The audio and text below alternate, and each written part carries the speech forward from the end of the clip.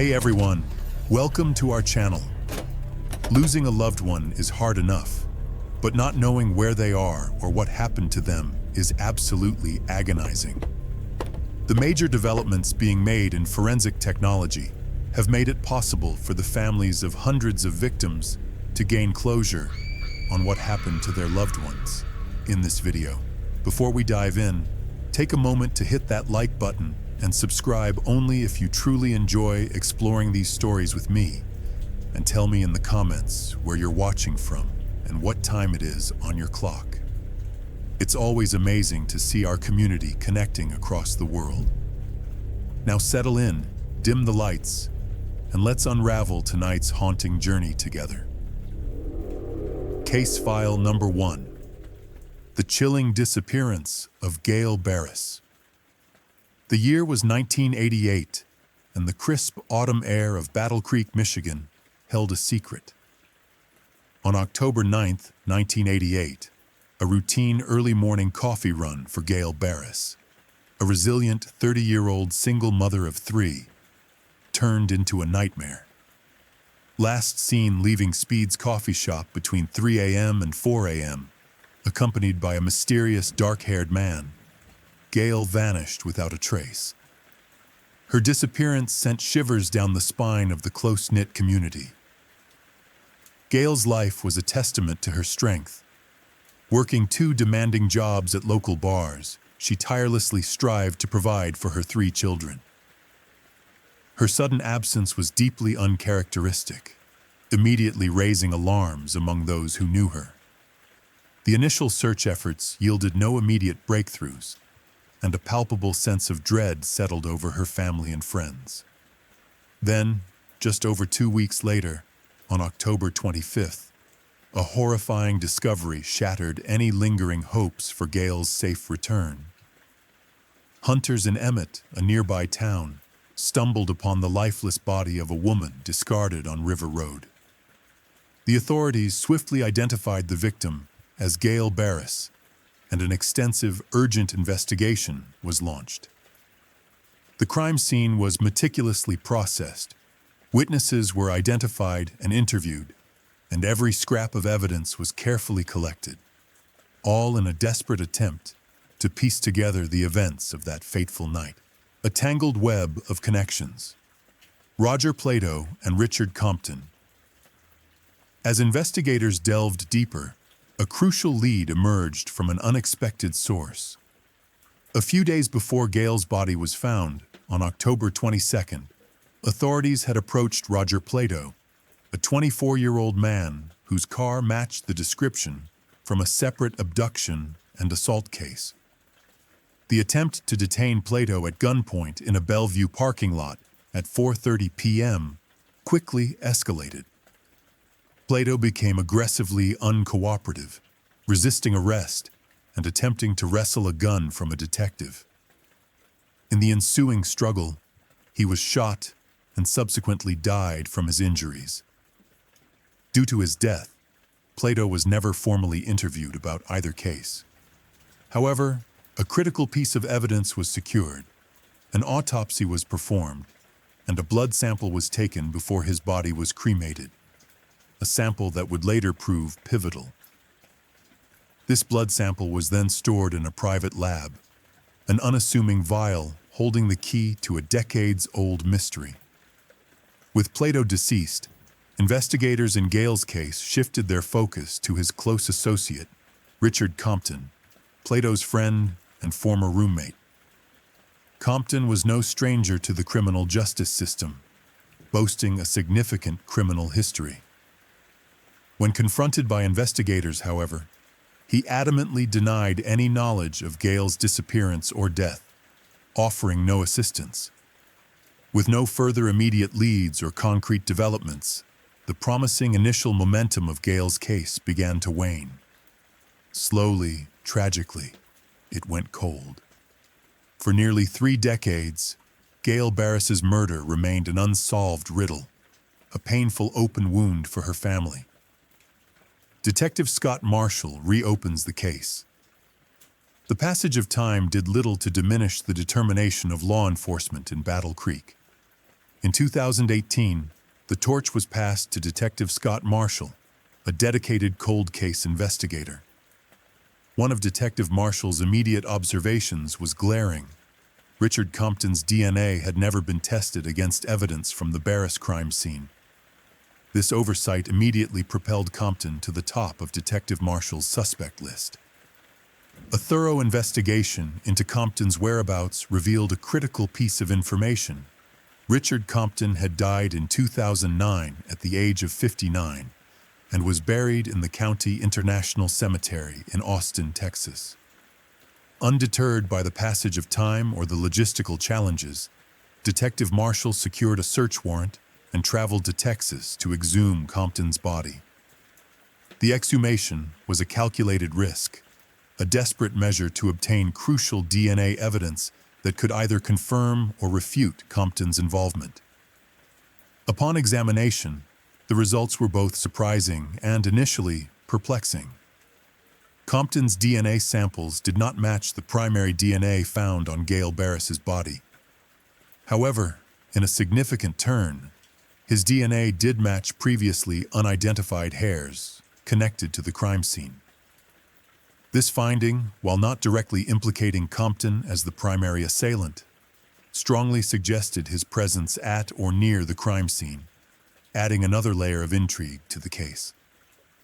The mystery persisted, but new avenues of inquiry were opening, a vile and a vital connection. The true breakthrough in Gail's case came almost serendipitously in November 2020. Sergeant Chris Speck of the Callan County Sheriff's Department was conducting a routine inventory of evidence when he stumbled upon a forgotten vial. This vial contained the blood sample taken from Roger Plato, the man who had died during his attempted arrest back in 1988. It was a long shot, a piece of evidence that had been preserved for decades, awaiting the right technology and the right moment to reveal its secrets. On January 30th, 2021, the waiting came to an end. A state police lab announced a monumental development. The blood sample from Roger Plato was definitively connected to DNA found on Gail Barris's body. This irrefutable scientific evidence confirmed what had long been suspected by some. Roger Plato was responsible for assaulting Gail Barris and taking her life. The discovery was a profound moment for everyone involved in the case, particularly the Barris family. While both Roger Plato and Richard Compton had died without facing justice in a courtroom, the DNA evidence finally provided the answers that had eluded them for so long. It is now believed that Compton, whose DNA was found in hairs at the scene, likely witnessed the horrific events unfold. Despite the fact that the perpetrators would never be held accountable in a traditional legal sense, the Barris family expressed immense relief at finally achieving a form of closure. Detective Marshall, reflecting on the arduous journey to solve the case, succinctly articulated the power of modern forensics. DNA technology is the future for solving cold cases.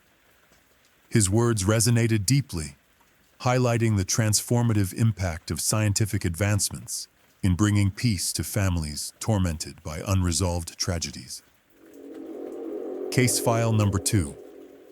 The enduring mystery of Janet Brochu. The festive spirit of December 1987 in Waterville, Maine, was tragically overshadowed by the disappearance of Janet Brochu. At just 20 years old, Janet's life was abruptly cut short, leaving behind a profound void for her family and friends. The night of December 23, 1987, began with the innocent joy of bowling with friends, a prelude to a planned outing at T. Woody's, a local bar and lounge. It was at the Waterville bowling alley that Janet and her friends encountered two men, striking up an acquaintance that seemed innocuous enough at the time. The groups connected well, even making plans to meet up later at T. Woody's. However, when Janet and her friends arrived at the bar, an unforeseen hurdle arose. Janet, being only 20, was denied entry due to Maine's increased legal drinking age of 21, which had been implemented in July 1985. It was nearly midnight when the two men from the bowling alley arrived at T. Woody's. One of them, seeing Janet outside, offered her a ride home. She accepted, and her friends watched as she left with the man, unaware that this would be the last time they saw her alive.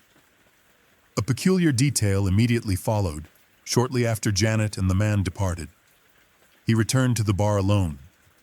He explained that Janet had forgotten her purse, and he had come back inside to retrieve it while she waited in the car.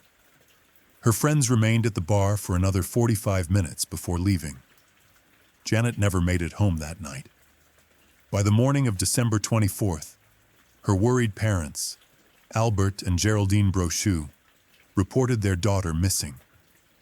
The urgency of the situation was compounded by Janet's medical condition. She was diabetic and required regular insulin to manage her blood sugar levels.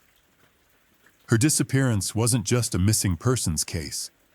It was a race against time, with her health hanging in the balance. The search for Janet began almost immediately. Police quickly located and spoke to the man who had offered Janet a ride home. His account, however, was troubling.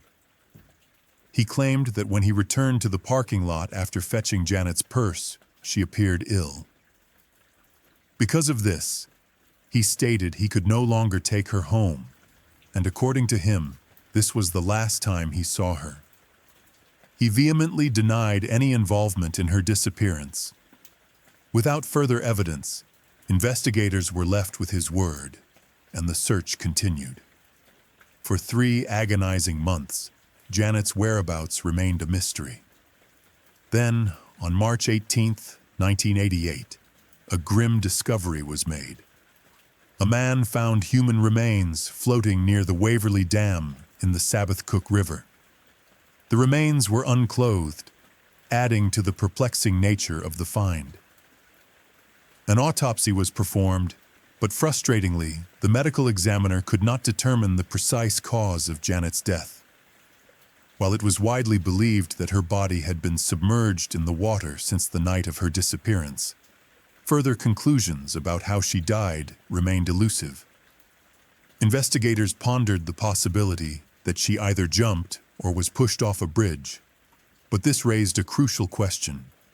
If she had jumped, what happened to her clothes? While 3 months of exposure to the elements would have led to severe decomposition, her clothing should still have been present.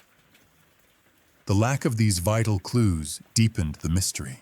The shadow of another victim, Geraldine Ann Finn and Gerald Goodall.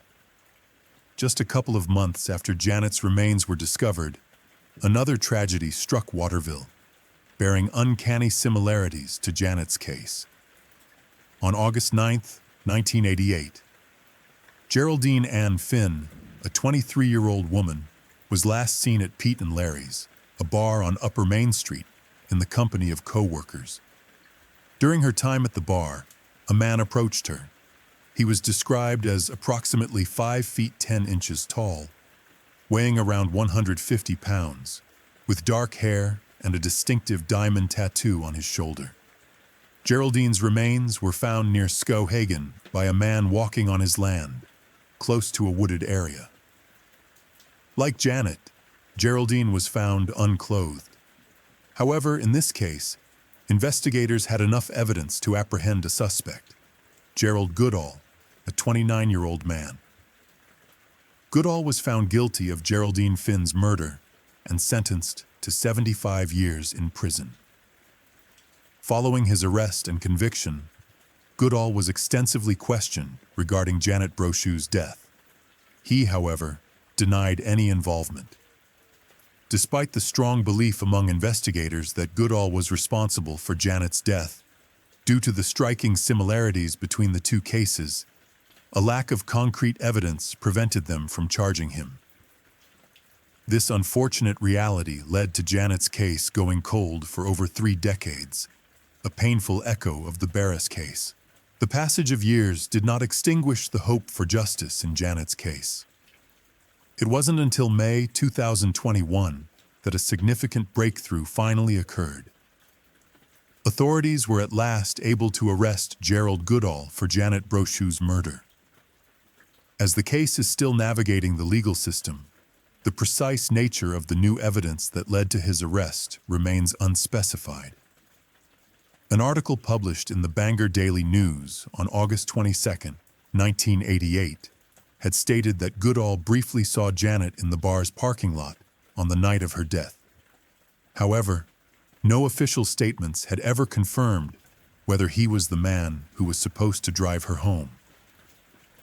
The legal process is still unfolding, with an official arraignment hearing yet to occur, a delay attributed to the challenging global circumstances. Tragically, Janet's parents never lived to see this day. Her mother, Geraldine Brochu, passed away in 2015, and her father, Albert Brochu, followed in January 2021, just months before her killer was finally brought to justice. Their tireless pursuit of answers for their beloved daughter ended without the closure they so desperately sought. As for the nature of the new evidence that finally cracked this cold case, the world awaits the details that the arraignment hearing will undoubtedly bring to light, finally offering a full picture of the events that led to Janet Brochu's untimely death and the long-delayed justice for her family.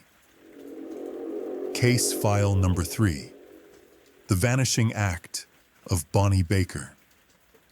The night of June 30th, 1998, began with celebration for Bonnie Baker, a 47-year-old woman from Denver, Colorado. She was enjoying a party with friends in Golden, reveling in a recent promotion.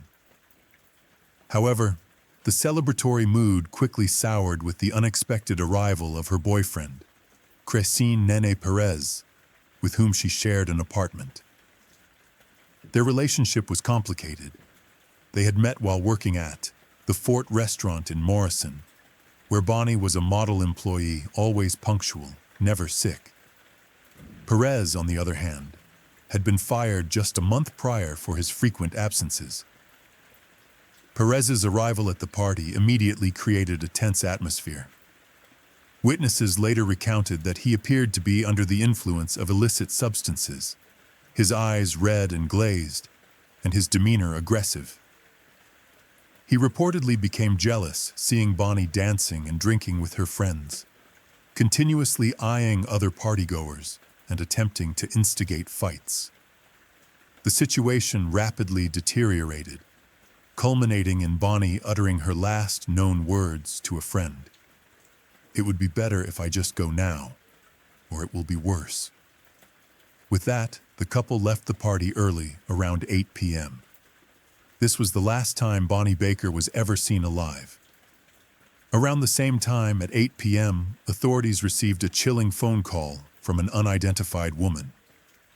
Her report was sensational. A man had taken a woman's life in an apartment on West Louisiana Avenue. Even more alarming, she claimed the man was planning to drive to Mexico in a red vehicle with Colorado license plates, intending to dump the woman's body somewhere along the way. Police traced the call to a payphone and immediately rushed to the specified apartment. They found no signs of a struggle, and no one was present. The following day, a critical development occurred. Perez's car was involved in a single vehicle collision near Globe, Arizona. He fled the scene on foot, leaving the impounded vehicle behind. Upon examination, blood was collected from the trunk of the car, providing crucial evidence. Despite this, the case was initially shelved due to a lack of immediate breakthroughs and the absence of a body. A year later, in July 1999, the case was reinvestigated due to potential new evidence. The breakthrough came from an unexpected source. On July 31, 1999, two boys on horseback riding through a remote area of a Navajo reservation in New Mexico stumbled upon what appeared to be a human skull. They promptly contacted authorities, who, after a thorough search, located several more skeletal remains. While the discovery was significant, the initial autopsy results were inconclusive regarding the cause of death, and crucially, a definitive identification. Without a clear link to Bonnie Baker, the case once again went cold, another set of unidentified remains adding to the growing list of unsolved mysteries. The turning point came in October 2012, when Detective Kenneth Klaus, a dedicated cold case investigator with the Denver Police Department, was assigned Bonnie Baker's case. One of his first actions was to contact an FBI agent in New Mexico to discuss her disappearance and the unearthed remains. This collaboration proved invaluable. DNA samples from the remains found on the Navajo reservation were sent to Denver's crime lab for forensic testing. The results were conclusive. The samples definitively matched the DNA of Bonnie Baker. After over a decade, Bonnie's fate was finally confirmed, bringing a painful but necessary answer to her family. With Bonnie's remains identified, the investigation gained renewed momentum. On April 4, 2013, the unidentified woman who had made the initial 911 call finally came forward. Her testimony was damning. She admitted to making the call and revealed that she had cleaned out the couple's apartment after their disappearance and before authorities arrived. Her description of the scene was chilling. Broken plates and glass littered the floor, and the kitchen table was overturned, clear signs of a violent struggle. The woman also provided a full description of the red vehicle mentioned in her initial call, which was later identified as a Geo Prism, along with its license plate number. Most significantly, she recounted a conversation with Perez that night. "I know that you don't like Bonnie. Something bad happened to us. You'll never have to see Bonnie again because I'm going to make her disappear." While her relationship with the couple was not immediately revealed by authorities, her testimony provided a crucial window into Perez's state of mind and possible culpability. Further bolstering the case, another witness identified Perez as the driver of the red Geo from a photo lineup. Following extensive witness interviews and more advanced forensic DNA testing, the accumulated evidence provided sufficient grounds for an arrest warrant for Christine Nene Perez. However, a new challenge emerged. Perez was now living in Mexico. His extradition to the United States proved to be a lengthy and complex process, finally materializing in 2020. Prosecutors theorized that Bonnie Baker's body was likely left in a shallow grave within a day of her disappearance. On January 27, 2021, a preliminary reading in the case was held in Denver court. Christine Nene Perez now faces charges for abducting and taking Bonnie Baker's life, finally bringing the case to the brink of justice after more than 2 decades. Case file number 4. Unveiling the identity of the Pecos. Jane Doe. The sweltering summer of July 1966 brought with it a mystery to Pecos, Texas, that would endure for over 5 decades. On July 5, 1966, a man and a woman, registering as Mr. and Mrs. Russell Batten, checked into the Ropers Motel on Highway 80, a popular spot for travelers. Just a few hours later, a horrifying discovery was made. A maid working at the hotel found the woman drowned in the motel pool. The man, meanwhile, simply drove away, vanishing without a trace, never to be seen or heard from again.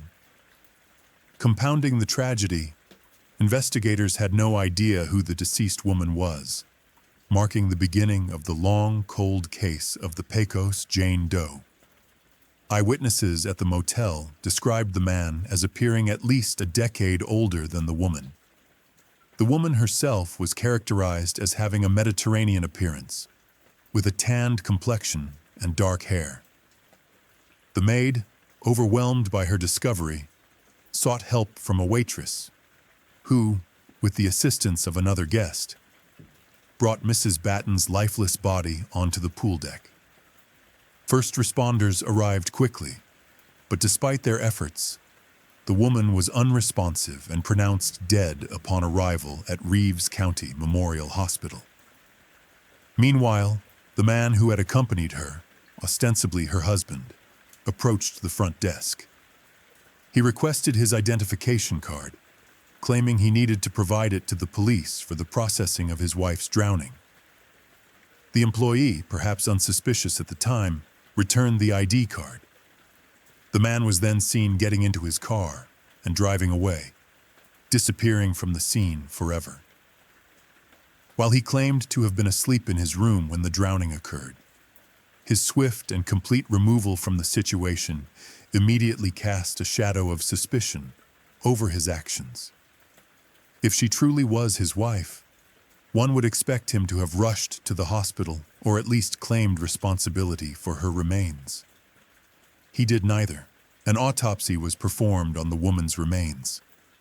The medical examiner noted a small red scrape just above her left cheekbone, but beyond this minor mark, there was no other evidence to suggest the drowning was premeditated. As a result, her cause of death was officially declared an accidental drowning. Her remains were then sent to the Pecos Funeral Home in the hopeful expectation that someone would come forward to claim her.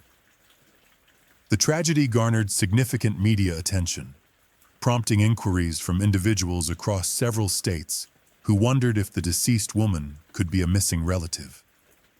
The local community, deeply touched by the unknown woman's plight, even rallied together, donating money to cover the cost of her headstone. The inscription on that headstone remains one of the most poignant and heartbreaking details of this case: "Unknown girl drowned." It served as a stark, silent testament to a life lost and an identity erased. The thought that her family was likely searching for her, unaware of her tragic fate, only amplified the sadness. Unbeknownst to both investigators and her family at the time, the Pecos Jane Doe had left behind a crucial, albeit cryptic, clue to her identity. When her autopsy was performed, 2 words were documented as being scribbled on her right foot: Joe and Lean. This detail, initially overlooked, or perhaps not fully understood, would later become paramount. Towards the end of 2014, when her details were manually entered into the National Missing and Unidentified Persons System, investigators made another startling realization. Her death certificate had listed her age as approximately 19. This approximation suggested a significant possibility that the Pecos Jane Doe was, in fact, a minor at the time of her death, adding another layer of urgency to the quest for her identity. However, due to the severe lack of personal details, she remained unidentified for decades. The determination to solve the Pecos Jane Doe case never truly faded. In August 2019, the Pecos Police Department took a significant step. They exhumed her remains. The goal was clear: to subject them to advanced genetic testing, hoping to connect her with living family members. Her DNA profile was uploaded to a database, but given the many decades that had passed, a direct match proved elusive. The case grew cold once more, seemingly destined to remain a mystery. Then, investigators realized they could leverage a powerful new tool: genetic genealogy. This innovative technique involves building out family trees using DNA matches from public databases, allowing law enforcement to trace familial lines and identify unknown individuals. The strategy paid off. In March 2021, a familial match was found on a DNA ancestry site called Family Tree DNA. The closest matches to the Pecos Jane Doe were 3 siblings from Texas. By meticulously examining their family tree, investigators were able to connect the Pecos Jane Doe to the Hemi family from Salina, Kansas. The unknown girl drowned finally had a name: Jo Lane Hemi. Jo Lane's sister, Joyce Hemi, was the first to be notified of the breakthrough. She described Jolene as a shy girl, and the two sisters, only 14 months apart in age, had been extremely close growing up. At the time of her disappearance, Jolene had a much older boyfriend, whom the family strongly disliked due to his poor treatment of her. Joyce last saw Jolene on July 1st, 1966, just days before her body was found. The family had been searching tirelessly for her ever since. A letter received by Joyce on July 3rd added another perplexing layer to the mystery. Joyce, well, I got lost. See you in a couple weeks. Maybe Joe. The family firmly believes this letter was not written by Jolene, primarily because no one in the family ever called her Joe. Members of Jolene's family now strongly suspect that the man who was with her at the motel is responsible for her death. Their reasoning is simple and compelling. Jolene did not know how to swim, making it highly unlikely she would have willingly entered the pool on her own. Since her identification, Jolene Hemi's death certificate has been updated to reflect her true name. Investigators have publicly stated that they are still very interested in speaking with the man who checked into the motel with her back in 1966. The identification of Jolene Hemi brought a measure of peace to her family, but the quest for answers about her final moments continues, fueled by the hope that the man who vanished might one day be found and held accountable. Case file number 5. The Orange Sock Murders. Annette Schnee and Bobby Joe Oberholzer. The serene, snow-capped mountains of Breckenridge, Colorado, bore witness to a chilling double murder in 1982. Two women, Annette Schnee and Bobby Joe Oberholzer, were found deceased, their bodies discovered miles apart and 6 months apart. Yet, police believed with unwavering conviction that both women were killed on the same night by the same man and connected by one haunting, almost inexplicable clue: orange socks. The tragic timeline began on January 6, 1982. Bobby Joe Oberholzer, a vibrant 29-year-old, left her home in Alma at 7:15 a.m., hitchhiking to her job as a receptionist at her husband Jeff's appliance repair business. Jeff and Bobby Joe had been married for 4.5 years and lived 14 miles from where Bobby Joe's body would eventually be found. At 6:20 p.m., Jeff received a call from Bobby Joe. She was having drinks with friends after work. He offered to pick her up, but she declined, assuring him she would get a ride home. Jeff made dinner and waited, eventually falling asleep. He awoke around midnight to find his wife still hadn't returned. Concerned, he drove into Breckenridge, where Bobby Joe's friends confirmed she had left the bar around 7:30 p.m., assuming she'd gotten a ride. When Jeff reported her missing, police initially advised him it was too early to file a report. He returned home, the agonizing wait continuing. The next morning, a farmer 30 miles outside Breckenridge made a startling discovery: Bobby Joe's driver's license on his property. As Jeff and two friends headed to retrieve it, they made a disturbing find: something blue in a snow-covered field. It was Bobby Joe's backpack, the one she always carried. Next to it lay one of her gloves, spattered with blood and several bloody tissues. Jeff's friends immediately helped organize a search. 2 hours later, just over 15 miles from where her backpack was found, they discovered Bobby Joe's lifeless body. She had been shot twice. Her house keys were found at the scene. At Bobby Joe's crime scene, police found 3 particularly intriguing clues. The only footprints near her body were her own. A plastic cord was tied around one of her wrists, and a single orange sock lay nearby.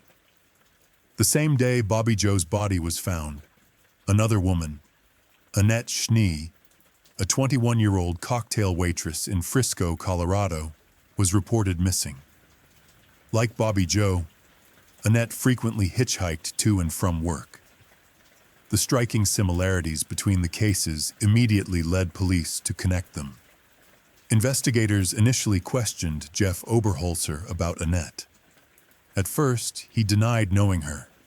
However, after seeing her picture on the news, he recalled having picked her up once when she was hitchhiking, giving her his business card. He maintained he hadn't seen or heard from her since, and denied any involvement in her disappearance or Bobby Joe's death. The chilling link between the two cases became undeniable on July 3, 1982, 6 months after Annette's disappearance. Her body was discovered 13 miles away from where Bobby Joe's body had been found. Police were stunned by the discovery. Annette was wearing the match to the orange sock found near Bobby Joe. Further solidifying the connection, Jeff Oberholzer's business card was found inside Annette's wallet. The prime suspect immediately became Jeff Oberholzer. Authorities attempted to construct a scenario of the horrific events of January 6th. They believed Annette Schnee was last seen in Breckenridge around 4 p.m., deep in conversation with an unidentified dark-haired woman. Police theorized that around 5 p.m., Annette left to hitchhike home. The suspect, they believed, picked her up and drove her 20 miles south of Breckenridge, taking her down a small dead-end road where he assaulted her in his vehicle. While she was getting dressed, she inadvertently left behind one of her orange socks. She then attempted to escape and was shot in the back while fleeing. Police theorized that the suspect then drove back to Breckenridge and found his second victim, Bobby Joe Oberholzer. He drove Bobby Joe 10 miles south of Breckenridge to a scenic overlook, where he attempted to assault her. Bobby Joe managed to escape from the vehicle, and as she did, the other orange sock presumably fell out. The suspect then chased her down the road and shot her twice as she turned away. The fact that Jeff Oberholzer knew both victims seemed to police to be more than mere coincidence. 2 months after his wife's death, Jeff took a polygraph test and passed. From the outset, Jeff maintained a consistent alibi. He claimed he was at home visiting a friend at the time of the deaths. For nearly 9 years, this friend could not be located. Then, in December 1990, the friend finally surfaced and was questioned. He confirmed being at Jeff's house, but his timeline of the visit did not perfectly match Jeff's. Despite this discrepancy, Jeff Oberholzer consistently maintained his innocence, arguing that the perpetrator had to be someone Bobby Joe knew, as she would not have left with a stranger, especially when he himself had offered to pick her up. For years, the blood found in Bobby Joe's gloves and on the tissues near her backpack was presumed to be hers. However, in the early 1990s, DNA testing revealed a crucial detail: the blood belonged to a male. Further testing confirmed it was not Jeff's blood. This, along with several alibi witnesses, ultimately cleared Jeff Oberholzer as a suspect. Police then investigated other suspects. One was Thomas Edward Luther, a cab driver who, in February 1982, picked up a hitchhiker in Breckenridge, then beat and assaulted her. While in jail, he allegedly bragged about being responsible for the deaths. His girlfriend also claimed he didn't come home on the night of the murders, and he lied to investigators, claiming he was at work. Another suspect was Tracy Petrocelli, who killed his fiancée in 1981 and embarked on a multi-state crime spree. During this period, he stayed at Annette's workplace, the Holiday Inn in Frisco. However, neither suspect's DNA matched the evidence from the crime scene. Justice decades later, Alan Lee Phillips apprehended. The cold case endured for decades, a persistent ache for the families and the law enforcement community. Then, on February 24, 2021, a monumental breakthrough occurred. Alan Lee Phillips, a 70-year-old man, was arrested and charged with the deaths of Annette Schnee and Bobby Joe Oberholzer, along with charges of kidnapping and assault with a deadly weapon. He is currently being held without bail. The key to this long-awaited arrest was genetic genealogy, the same powerful tool that helped solve the Pecos Jane Doe case. This advanced forensic technique linked the DNA found at the crime scenes directly to Phillips. Investigators also suspect he may be involved in other unsolved crimes across Colorado, suggesting a wider pattern of predatory behavior. Tragically, some of Bobby Joe's closest family members did not live to see this day. Her brother Kelly and her father Thomas both passed away before learning who was responsible for taking her life.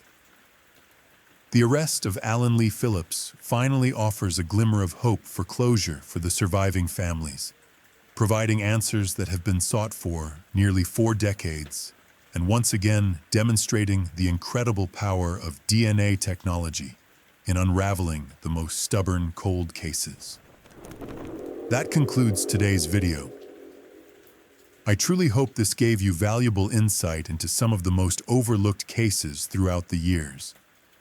If you found this helpful, please consider liking, subscribing, and turning on notifications to stay updated. If you're not sure what to comment, just drop a 555. It lets me know you watched till the end. Thanks again for your time and support. There's more on the way, so stay tuned.